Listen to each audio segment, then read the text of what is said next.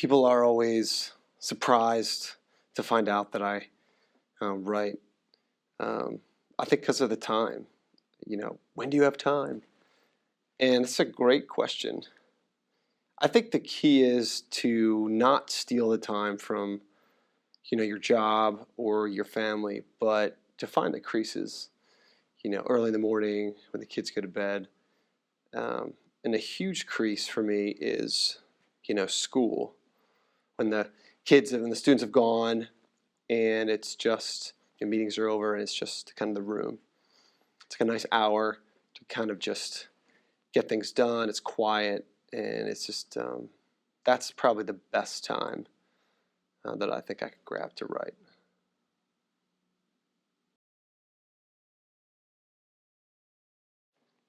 When I get stuck creatively, I just like to, type with, weird parts of my body, like my elbows or my palms.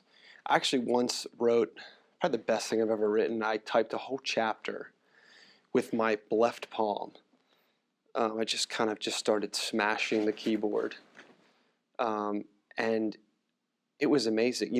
Once you stripped away all the weird symbols and, misspellings, I mean, it was maybe the greatest chapter I had ever written.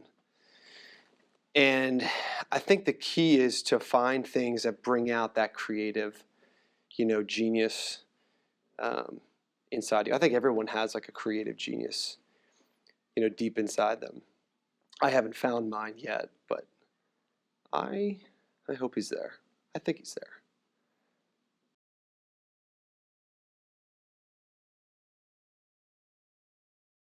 I like to set up on my desk pictures of people that inspire me and depend upon me, like my family. In this weird way, it's helpful to have them looking at me.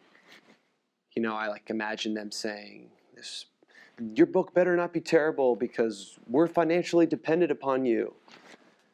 And that's a lot of pressure, but it's good pressure because it's motivating. I think sometimes we undervalue just how productive a constant crushing burden can be, on your shoulders.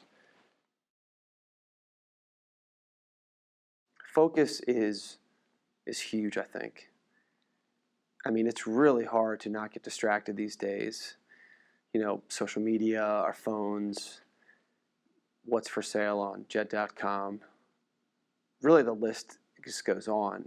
And I think you have to, as much as possible, just kind of shut off, shut that stuff off. Turn off your Wi-Fi or put down your phone or just kind of tune out and just kind of, focus on, the small goal at hand and use the time you have well.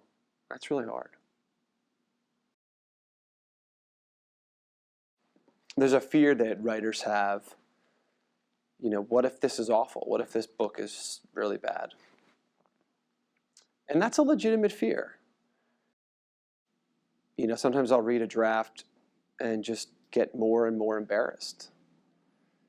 But maybe that's why we keep writing, so that eventually we can write a book that doesn't embarrass us.